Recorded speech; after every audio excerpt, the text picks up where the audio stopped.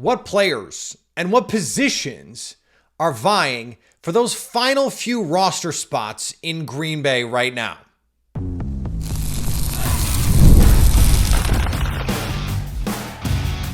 You are Locked On Packers, your daily Green Bay Packers podcast. Part of the Locked On Podcast Network, your team every day.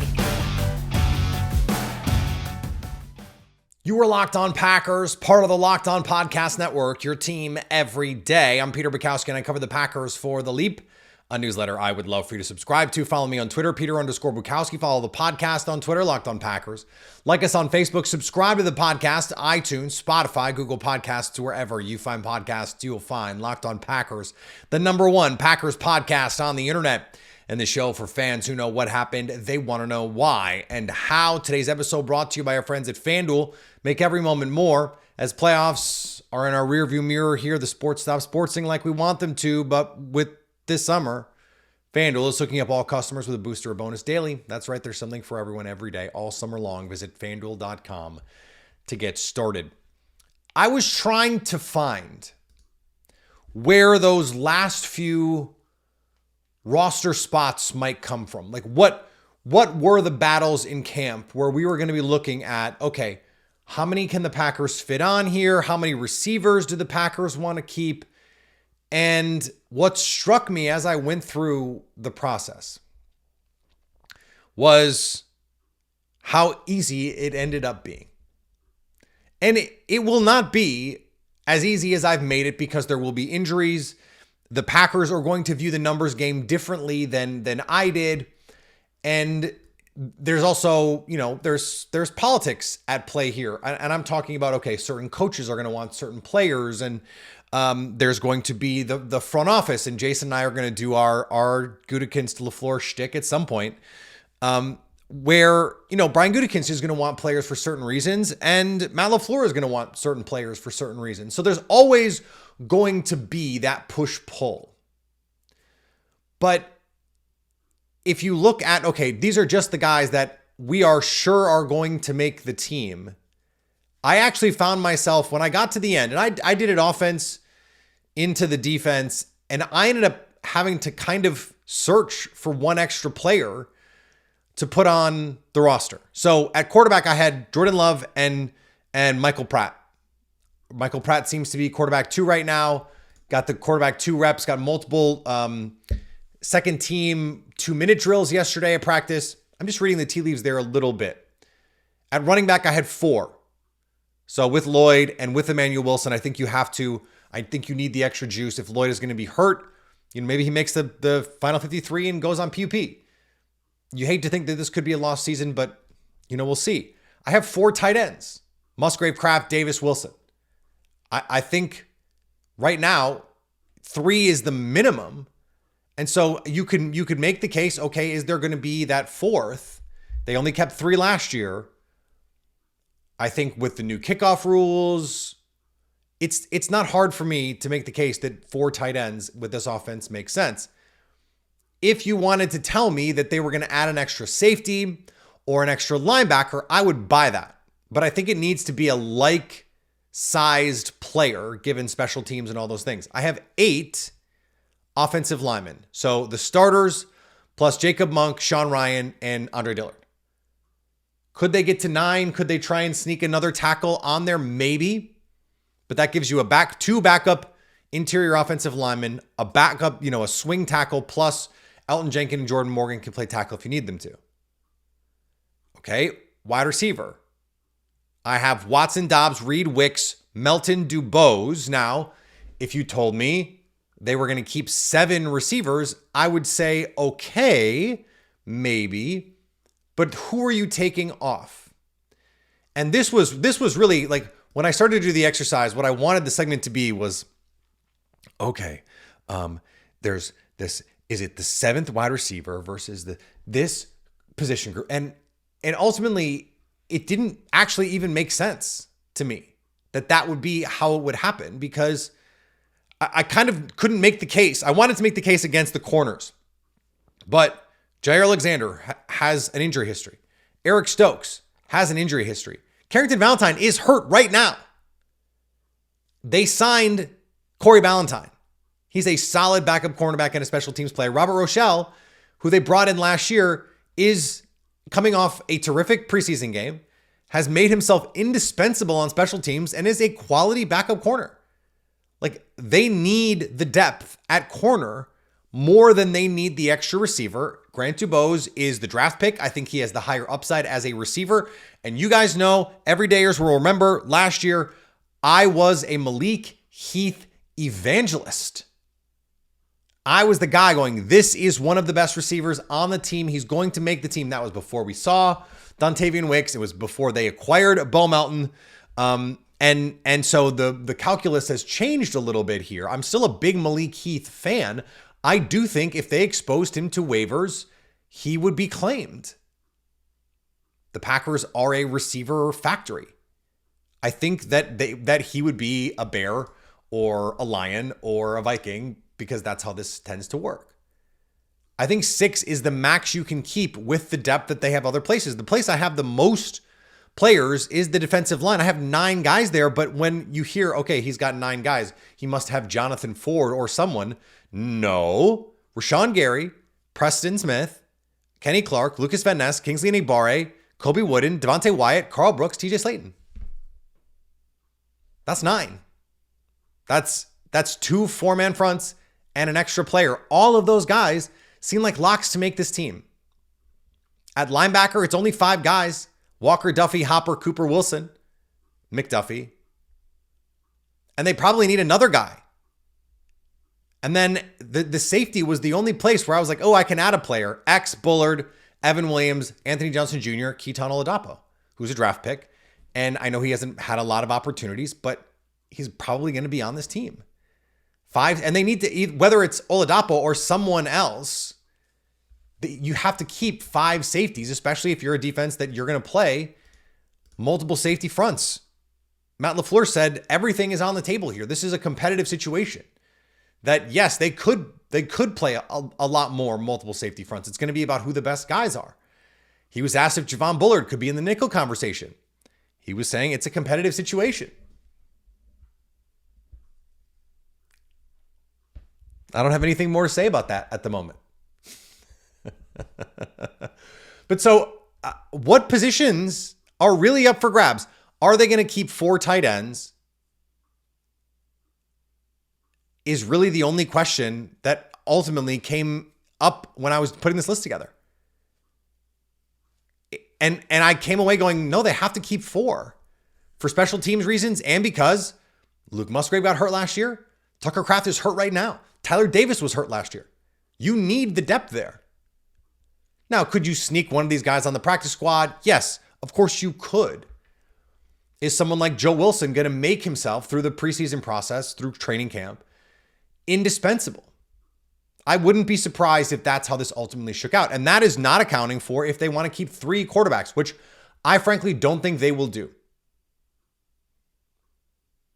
I think they will keep this a 2 quarterback situation. They will try and get the other one onto the practice squad. And I also don't rule out, because they changed the practice squad rules, a veteran on the practice squad. I think they should just get a veteran. But it also could be the case that someone like Michael Pratt is going to play well enough in the preseason. I thought he played very well against the Browns, that if you did expose him to waivers, he would get claimed. And if you believe he's better than Sean Clifford, then you just can't do that. So this gets a little complicated. Now, A.J. Dillon is someone who is almost assuredly going to make this team. But yesterday, he acted like someone who might not. I'll explain what I mean next on Locked On Packers. Today's episode brought to you by our friends at FanDuel. I love sports.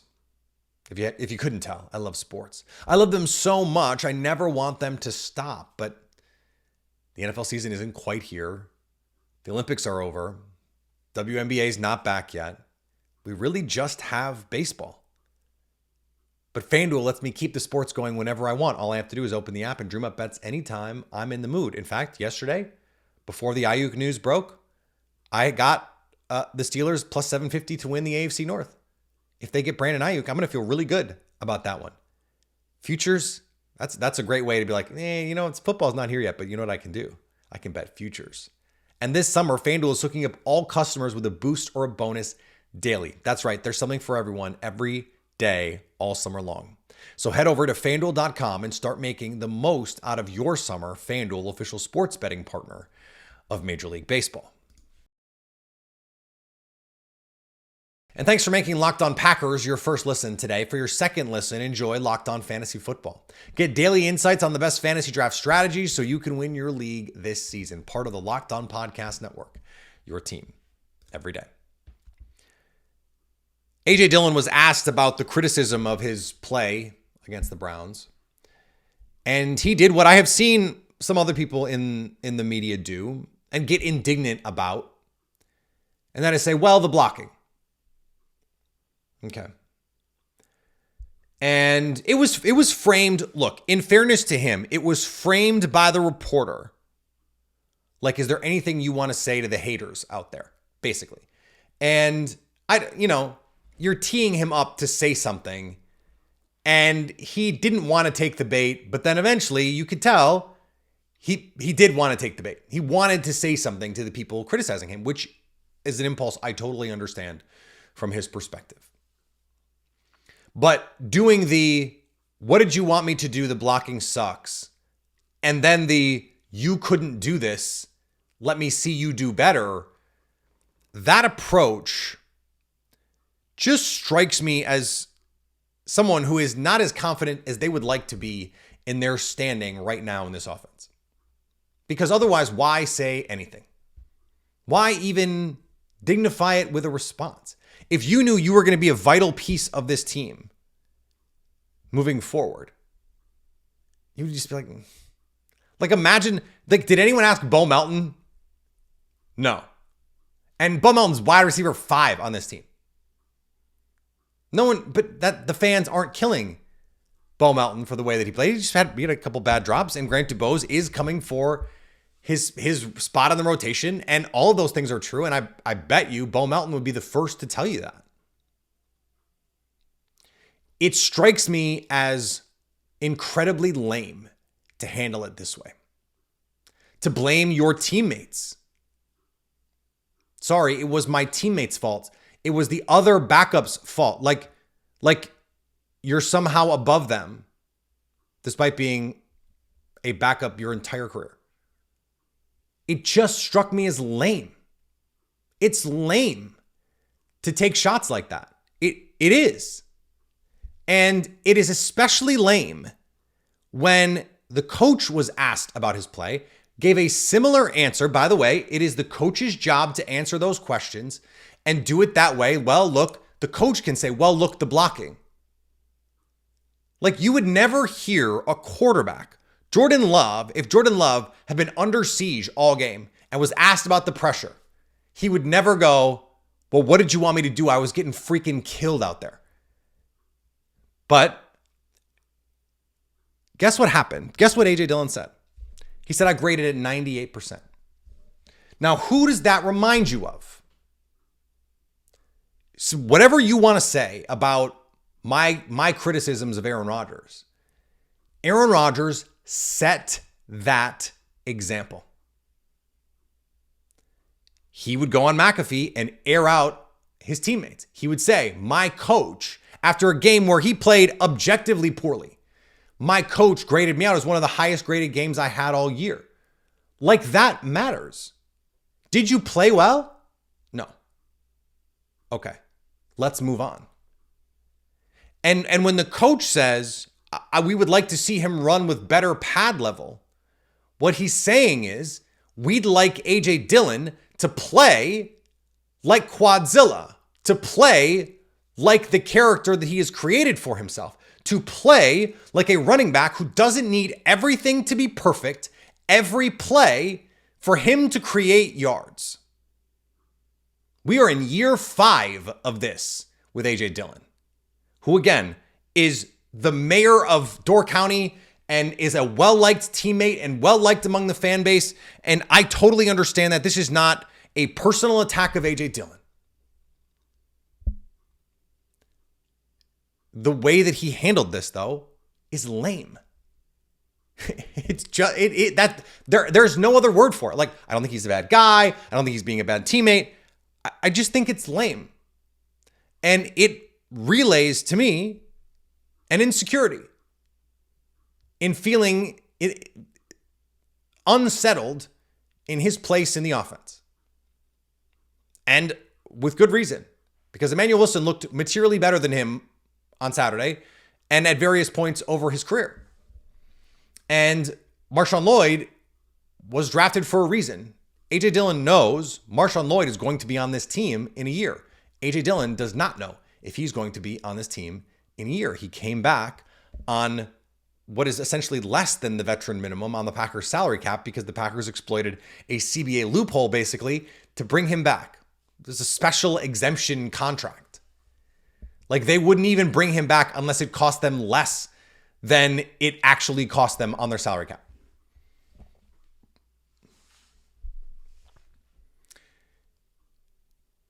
It's not what you want. It's not what you want. And again, if you are only capable of getting yards that are blocked, what value add do you offer? Emmanuel Wilson had a couple runs where there was a defender immediately in the backfield. He made a man miss and got something positive out of it. On the one run from Marshawn Lloyd that he had before he got hurt, there was nothing on the front side of the play. He was able to cut back, had the explosiveness to create a 7-yard run out of it. You know who would not have been able to do that? A.J. Dillon. That's just the truth. Doesn't mean I think he's a bad player. I don't. In fact, I think he's a very high quality backup running back. But that's all the more reason that this was a disappointing response.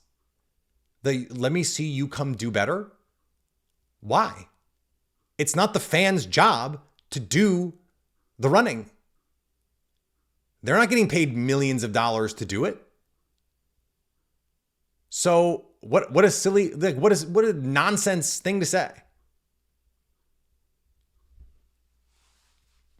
I didn't like it.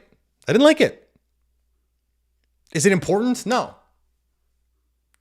It's not. It's not. But I didn't like the way that it was handled, and it became a big story. And it had been a big story because a lot of fans were mad about it. And I'm not supporting anybody who's going to, spew vitriol at A.J. Dillon. Like, that is obnoxious. Don't do that. Again, not this, like, attacking someone personally over football is ridiculous. Don't do that. And then there were the media responses, but Matt LaFleur addressed it. Like, when the coach is saying, we'd like you to play better, basically. Run with better pad level is code for play better. When you're 250 pounds, run someone over. If there's 1 yard blocked for you, please get 3 because you pushed the pile. That's what the coach is saying. If you get contacted in the backfield, use the quadzilla legs and create a couple more yards. I mean, if you talk to evaluators, they will tell you one of the most essential traits for a running back is the ability to make someone miss in the hole at the point of contact. And whether it's make them miss with a juke or just shake off a tackler, it doesn't matter. So it doesn't have to just be someone who's got that elusiveness at the point. It could be someone who's got the power. Derrick Henry does it at the line of scrimmage. If you can't do that, it's hard to create opportunities for yourself to add value. And when you look at the rushing yards over expected the last couple years, there's a reason A.J. Dillon has been low on those lists, because he will block you. He will get you what is blocked and not a lot more. He will get you when there's not much there, he will get you 3-4 yards. And when there's more there, he will get you 3-4 yards. Is kind of what happens. And at a certain point, you'd like to see some self-reflection in all of this when the coach is saying, run with better pad level. In year 5, maybe the move is to not go at the fans who are criticizing you for not doing the thing that your coach is publicly saying you're not doing. That's just a thought. All right, we're gonna close with this Michael Pratt ascension. That's next on Locked On Packers. Today's episode brought to you by our friends at BetterHelp. There are things in life that can help us stay tethered, that can help us stay grounded and on track. And self-care non-negotiables, that's one of those things. And maybe it's you never skip leg day, or maybe it's therapy. When your schedule is packed with kids' activities, big work projects, it's easy to let your priorities slip. But when you feel like you have no time left for yourself, non-negotiables are more important than ever. Let therapy be a non-negotiable for you, or help you find your non-negotiables, the things that can make you happy, that you can focus on. If you're thinking of starting therapy, give BetterHelp a try. It's entirely online, designed to be convenient, flexible, and suited to your schedule. Just fill out a brief questionnaire to get matched with a licensed therapist and switch therapists anytime for no additional charge. Never skip therapy day with BetterHelp. Visit BetterHelp.com/lockedon today to get 10% off your first month. That's BetterHelp, HELP/lockedon. Thanks for making Locked On Packers your first listen. Now go listen to the Locked On Fantasy Football Podcast. Get daily insight to the best fantasy draft strategies so you can win your league this season. You can find the link to Locked On Fantasy Football in the description, so you don't need to search. Part of the Locked On Podcast Network, your team every day. So I don't like to grab the stories that everyone else does. I don't like to do that. But sometimes certain things, trends happen, and there's just, it would be a dereliction to not talk about them. I thought Michael Pratt was clearly the better quarterback in the Browns game. Sean Clifford is getting, or at least had been getting, way more reps with the second team, and therefore was given a platform to win that job. He was throwing a lot of interceptions. There were apparently some nice plays mixed in there too, but then yesterday something seemed to change. Now we'll see if there's real momentum there. But it would not just be a pre-draft prior confirmation to suggest that he now has the inside track at that QB2 job. The Packers said they wanted to draft a quarterback developmentally. Brian Gutekunst gave that answer when he was asked about Sean Clifford. And that has always, to me, been an indictment of Sean Clifford. That the GM, when asked about the development of a quarterback who, by all accounts, improved in camp and outplayed expectations coming in, was a draft pick that was openly mocked because the consensus on Sean Clifford was that he stunk. And then all of a sudden in preseason and in training camp, he's doing stuff, and it's whoa, actually, is there something here with this guy? But then Brian Gutekunst gets asked about it, and he all of a sudden, I'd like to keep doing the developmental thing. We'd like to keep trying to bring these guys in. And I don't know why I was borderline a bad Bill Clinton impression there for a second, because that's not how Brian Gutekunst talks either. So I don't pretend to have a crystal ball on this, but the tea leaves, if you were going to read them, the writing, if it were going to be on the wall, would be there to say the Packers would like to see Pratt develop. Now, does that mean they'd like to see Pratt win the job? Like to see Pratt develop enough that they got to keep three quarterbacks on the roster? Do they want to keep him on the practice squad? These are why the roster projections, that's why it's so tough to make them, because we don't know what the intention is, what the goal is behind the scenes at 1265. But there is an opportunity right now for Pratt to win this job. And if he does that give the Packers a trade piece with Sean Clifford? Young, under contract, a lot of collegiate experience, now experience in this system that everyone in the league is running.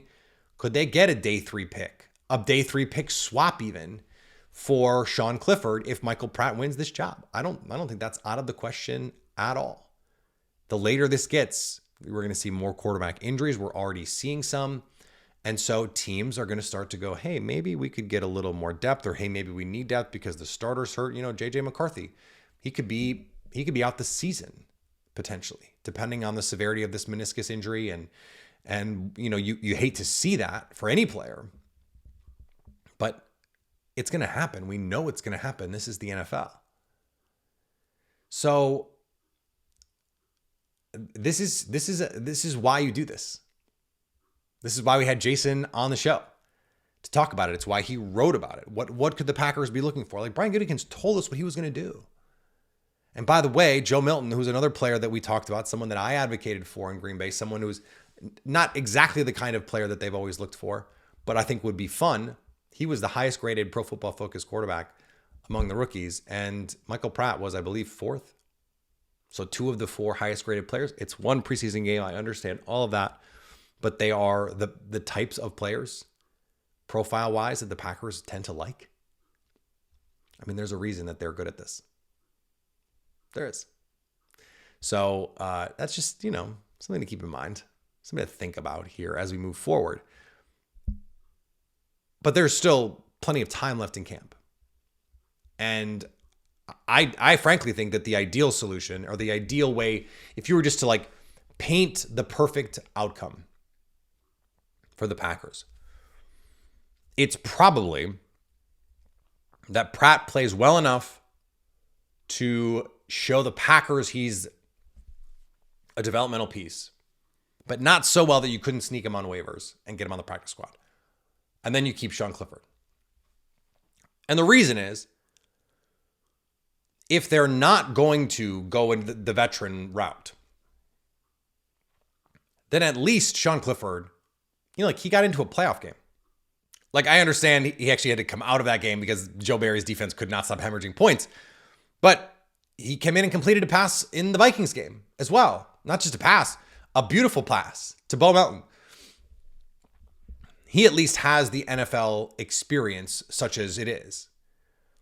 It's probably better for the team that Clifford is the backup quarterback. But if Pratt is obviously the better player, then that doesn't make sense. You want the obviously better player in all of this. And in a perfect world, Pratt is Matt Hasselbeck. And you end up getting, first round value for Matt Hasselbeck. So maybe, that is pie in the sky, to be sure, a unique situation, a unique set of circumstances. But if Jordan Love continues to be the guy, and Pratt turns out to be even just an okay quarterback, you could get real value for him, especially because, as I've mentioned 100 times, every team runs this system. And so every team is looking for a quarterback that runs this system to come in and just be the guy for us. Whether it's the starter or, could Michael Pratt be the Gardner Minshew for a team?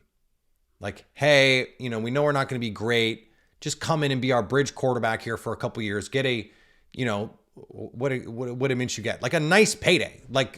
Not quite generational wealth, but enough that, you'd really have to try to spend it all in the next year. You could do it. It wouldn't be that hard, but you could do it. Yeah, that's the ideal in any of these situations. Is it the likely outcome? No. Let's not go crazy here.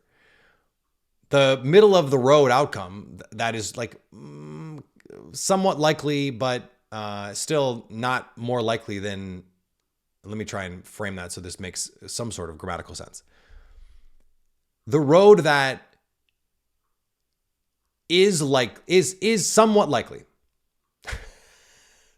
is somewhat likely, but it's still less likely to happen than it is to not happen, is that Pratt is a quality backup quarterback, or that Clifford is a quality backup quarterback. We don't actually know if either of them are that yet anyway.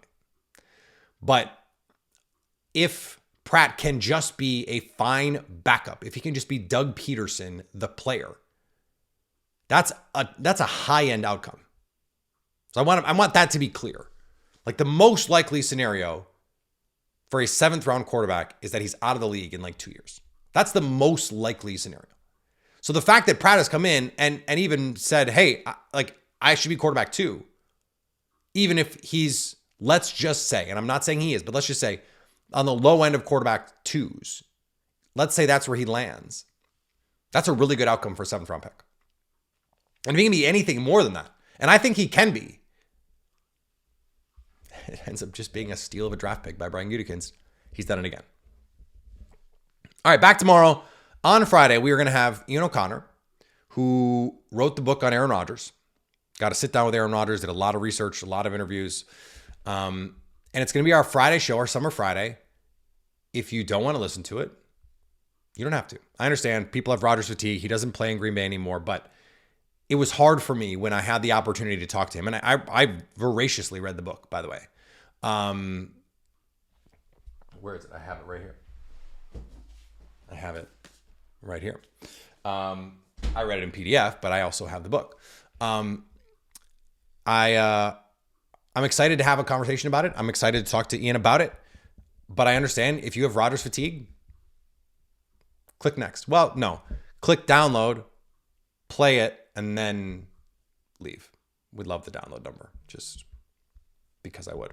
Thanks. Would appreciate that. We'll be back tomorrow. More here on Locked On Packers. Follow me on Twitter, Peter_Bukowski. Follow the podcast on Twitter, Locked On Packers. Like us on Facebook. Subscribe to the podcast wherever you get podcasts. All the social medias. I mentioned Facebook, Instagram, TikTok, YouTube, so you can stay Locked On Packers.